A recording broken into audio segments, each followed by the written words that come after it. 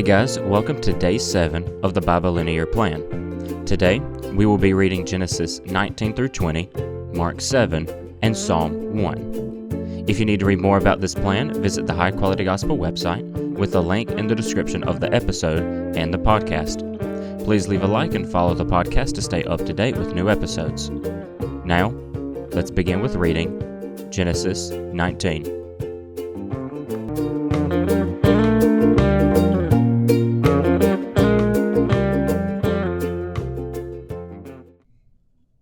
The two angels entered Sodom in the evening as Lot was sitting in Sodom's gateway.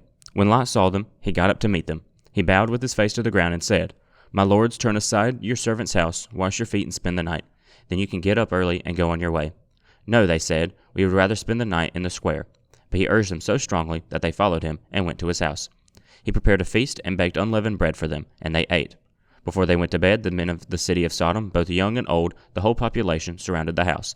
They called out to Lot and said, "Where are the men who came with you tonight? Send them out so we can have sex with them." Lot went out to them at the entrance and shut the door behind him. He said, "Don't do this evil, my brothers. Look, I've got 2 daughters who haven't been intimate with a man. I'll bring them out to you, and you can do whatever you want to them. However, don't do anything to these men, because they have come under the protection of my roof." "Get out of the way," they said, adding, "This one came here as an alien, but he's acting like a judge. Now we'll do more harm to you than to them." They put pressure on Lot and came up to break down the door. But the angels reached out, brought Lot into the house with them, and shut the door. They struck the men who were at the entrance of the house, both young and old, with blindness, so they were unable to find the entrance. Then the angels said to Lot, "Do you have anyone else here, a son-in-law, your sons and daughters, or anyone else in the city who belongs to you? Get them out of this place. For we are about to destroy this place, because the outcry against his people is so great before the Lord that the Lord has sent us to destroy it." So Lot went out and spoke to his sons-in-law, who were going to marry his daughters. "Get up," he said, "get out of this place, for the Lord is about to destroy the city." But his sons-in-law thought he was joking. At daybreak the angels urged Lot on, "Get up, take your wife and your 2 daughters who are here, or you will be swept away in the punishment of the city." But he hesitated. Because of the Lord's compassion for him, the men grabbed his hand, his wife's hand, and the hands of his 2 daughters. They brought him out and left him outside the city. As soon as the angels got them outside, one of them said, "Run for your lives. Don't look back and don't stop anywhere on the plain. Run to the mountains, or you will be swept away." But Lot said to them, "No, my lords, please. Your servant has indeed found favor with you, and you have shown me great kindness by saving my life. But I can't run into the mountains. The disaster will overtake me, and I will die. Look, this town is close enough for me to flee to. It is a small place. Please let me run to it. It's only a small place, isn't it? So that I can survive?" He said to him, "All right. I'll grant your request about this matter too, and will not demolish the town you mentioned. Hurry up, run to it, for I cannot do anything until you get there." Therefore the name of the city is Zoar. The sun had risen over the land when Lot reached Zoar. Then out of the sky the Lord rained on Sodom and Gomorrah burning sulfur from the Lord. He demolished these cities, the entire plain, all the inhabitants of the cities, and whatever grew on the ground. But Lot's wife looked back and became a pillar of salt. Early in the morning Abraham went to the place where he had stood before the Lord. He looked down toward Sodom and Gomorrah and all the land of the plain, and he saw that smoke was going up from the land like a smoke from a furnace. So it was, when God destroyed the cities of the plain, he remembered Abraham and brought Lot out of the middle of the upheaval when he demolished the cities where Lot had lived. Lot departed from Zoar and lived in the mountains along with his 2 daughters, because he was afraid to live in Zoar. Instead, he and his 2 daughters lived in a cave. Then the firstborn said to the younger, "Our father is old, and there is no man in the land to sleep with us, as is the custom of all the land. Come, let's get our father to drink wine, so that we can sleep with him and preserve our father's line." So they got their father to drink wine that night, and the firstborn came and slept with her father. He did not know when she lay down or when she got up. The next day the firstborn said to the younger, "Look, I slept with my father last night. Let's get him to drink wine again tonight, so you can go sleep with him, and we can preserve our father's line." That night they again got their father to drink wine, and the younger went and slept with him. He did not know when she lay down or when she got up. Both of Lot's daughters became pregnant by their father. The firstborn gave birth to a son and named him Moab. He is the father of the Moabites today. The younger also gave birth to a son, and she named him Ben-Ami. He is the father of the Ammonites of today. From there Abraham traveled to the region of the Negev and settled between Kadesh and Shur. While he was staying in Gerar, Abraham said about his wife Sarah, "She is my sister." So King Abimelech of Gerar had Sarah brought to him. But God came to Abimelech in a dream by night and said to him, You are about to die because of the woman you have taken, for she is a married woman." Now Abimelech had not approached her, so he said, "Lord, would you destroy a nation even though it is innocent? Didn't he himself say to me, 'She is my sister,' and she herself said, 'He is my brother'? I did this with a clear conscience and clean hands." Then God said to him in the dream, "Yes, I know that you did this with a clear conscience. I have also kept you from sinning against me. Therefore I have not let you touch her. Now return the man's wife, for he is a prophet, and he will pray for you, and you will live. But if you do not return her, know that you will certainly die, you and all who are yours." Early in the morning, Abimelech got up, called all his servants together, and personally told them all these things, and the men were terrified. Then Abimelech called Abraham in and said to him, "What have you done to us? How did I sin against you that you have brought such enormous guilt on me and on my kingdom? You have done things to me that should never be done." Abimelech also asked Abraham, "What made you do this?" Abraham replied, "I thought, there is absolutely no fear of God in this place. They will kill me because of my wife. Besides, she is really my sister, the daughter of my father, though not the daughter of my mother, and she became my wife. So when God had me wander from my father's house, I said to her, 'Show your loyalty to me wherever we go, and say about me, He is my brother.' Then Abimelech took flocks and herds, and male and female slaves, gave them to Abraham, and returned his wife Sarah to him. Abimelech said, 'Look, my land is before you. Settle wherever you want.' And he said to Sarah, 'Look, I am giving your brother 1,000 pieces of silver. It is a verification of your honor to all who are with you. You are fully vindicated.' Then Abraham prayed to God, and God healed Abimelech, his wife, and his female slaves, so that they could bear children. For the Lord had completely closed all the wombs in Abimelech's household on account of Sarah, Abraham's wife." Now we read Mark 7. The Pharisees and some of the scribes who had come from Jerusalem gathered around him. They observed that some of his disciples were eating bread with unclean, that is, unwashed hands. For the Pharisees and all the Jews do not eat unless they give their hands a ceremonial washing, keeping the tradition of the elders. When they come from the marketplace, they do not eat unless they have washed. And there are many other customs they have received and keep, like the washing of cups, pitchers, kettles, and dining couches. So the Pharisees and the scribes asked him, "Why don't your disciples live according to the tradition of the elders, instead of eating bread with ceremonially unclean hands?" He answered them, "Isaiah prophesies correctly about hypocrites.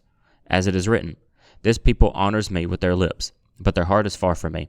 They worship me in vain, teaching as doctrines human commands.'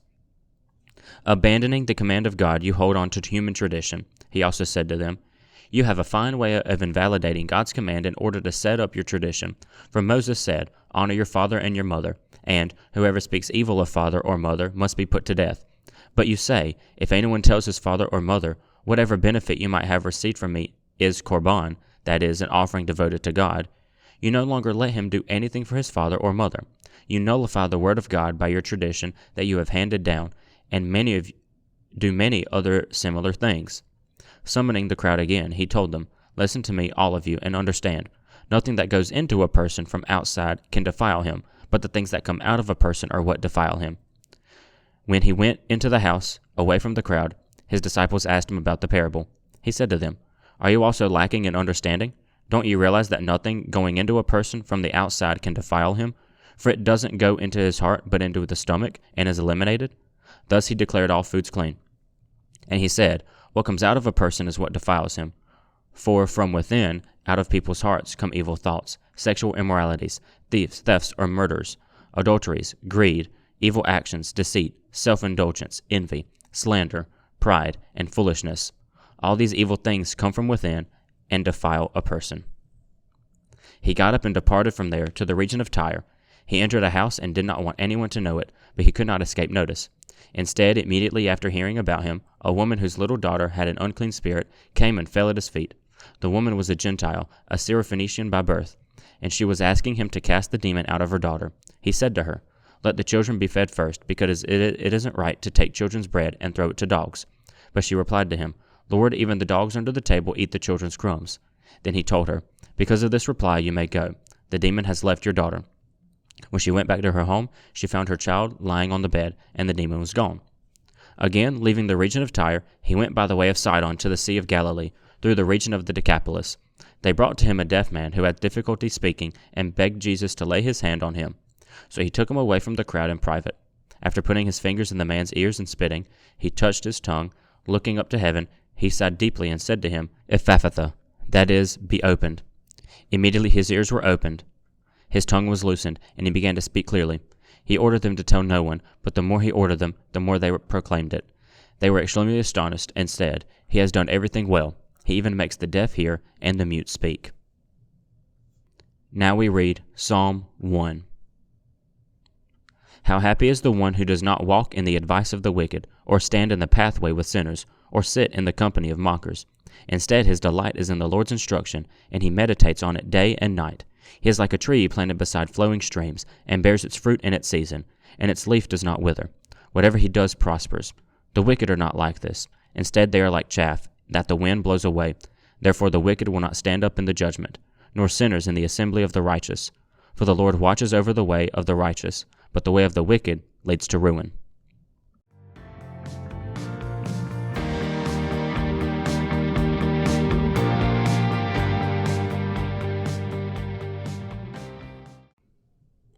On day 6, we looked at the reestablishing of God's covenant with Abraham, and that God's plan will occur through Abraham. We also saw the destruction of Sodom and Gomorrah, which we will get back to today. In Mark, Jesus is rejected by his own people, who you would think would be the most accepting of him, but are actually some of the most unwilling. Jesus also gave us a look as to how we can preach, and we will see more of this later. Today we continue the story of Sodom and Gomorrah. We get a glimpse of how sinful the places are. From the very moment the visitors came to Sodom, the people were willing to seriously harm Lot, his family, and even the visitors. Many will ask, how can God judge? Or, there is no way everyone was evil. But this passage shows us that God had more than enough reason to judge and destroy these cities. In fact, our actions are enough for destruction. Sin is enough for destruction. Make no mistake of that. And since all have sinned, all will die. But sometimes God destroys the people who are completely filled with evil. Luckily, at least I don't believe, most of us are not completely filled with evil, and God uses us to perform His plans, not be the target of His wrath. But what happens when we look back at evil and desire to go back? We use Lot's wife as a representation of this very idea. Lot's wife looked back onto the city and paid the price. We cannot look back on the evil and the judgment that God delivers us from. In Mark, Jesus makes a profound statement in the Jewish culture. Nothing that goes into the body through food is necessarily unclean, but what comes out of the body is. Talking about stomach versus heart. He states that things that come from a person are from the heart. The food does not affect the heart. The heart can produce evil, and if it comes out from the heart, it will defile a person. This not only fights the traditions of the Pharisees, but also sets up the following of Jesus to be for Gentiles as well. He is fighting the human-made traditions and saying they nullify God's word. We still hold many traditions to this day that either hinder the growth of God's kingdom or nullify it entirely. Think about your faith or your church. Think about the traditions that you have. Do they hinder God? Some traditions are fine, like the washing of the hands. They are not in and of themselves evil. But how we enforce them, how we explain them, can be the damaging factor. To say, it is sin not to do this, even when it's not, is evil. To call another thing evil when it has not been said so by God, that is evil. Maybe music is one of these.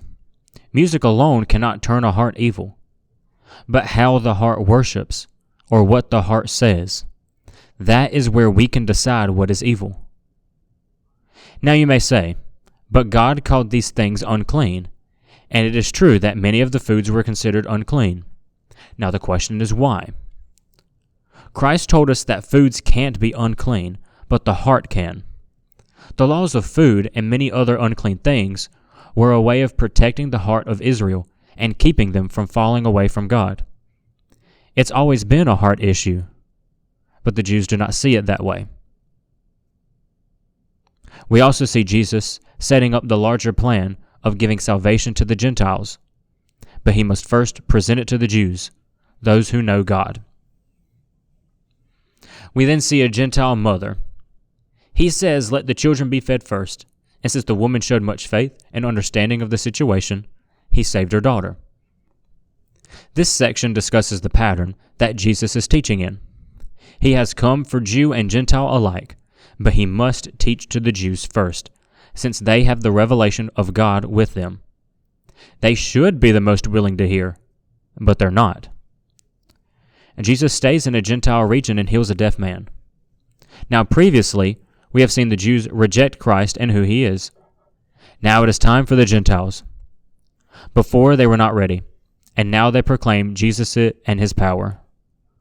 Christ wants us to follow him and follow his commands. If we ignore his commands, we will not be a part of them. The Jews are rejecting him, and the Gentiles call for him. If we ignore Christ, we will be left behind. Are you performing God's commands in your life? Is your church? Or are you being left behind? Is God performing his plan through you, or are you an obstacle? Lastly, in Psalm, we talk about those who are obstacles and cause them wicked. They do not grow properly and wither when the season gets bad. The righteous, those who delight in God, will prosper through sun and storm. Thank you for joining in the reading and understanding of these chapters, and let us all be vigilant in continuing this reading. Please share, like, follow, or whatever you can do to help us reach more people with the Bible reading. Please also check out the High Quality Gospel website for more information and a couple of store items. Thank you, and keep learning.